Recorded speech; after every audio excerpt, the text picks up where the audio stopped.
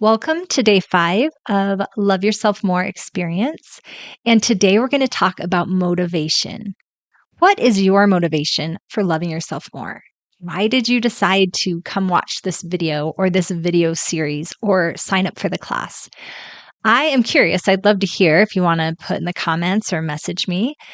I will tell you what my motivation was to create this and then talk a little bit about why it's important to know what we want and why we want it.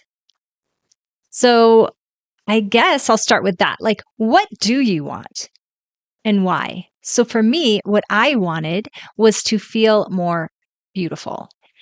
And I was having some blocks about feeling beautiful. And part of that was I had a basal cell carcinoma removed from my head. I have a little scar there. And just having that right front and center on my face made me feel a little uncomfortable or made me feel less pretty or whatever. It just made me feel something.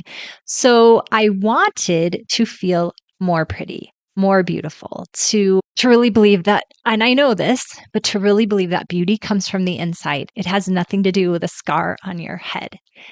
And I knew I needed to work on this. So that's why I created this, so that I could work on loving myself more. So what I wanted was to feel that way. And why?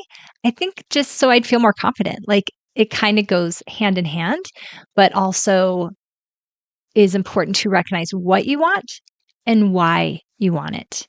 Those two things together can give you momentum to push forward, especially when you start losing maybe some of that initial excitement of this experience of loving yourself more. So think about that. What do you want? Do you want to feel more worthy of love? Do you want to feel more acceptance for yourself? Do you want to have more compassion for yourself? Or do you just want to have more love for yourself? And why? Why do you want those things? I think it's important to take time to think about it and be aware of the what and the why, and let that be a motivation for you for moving forward.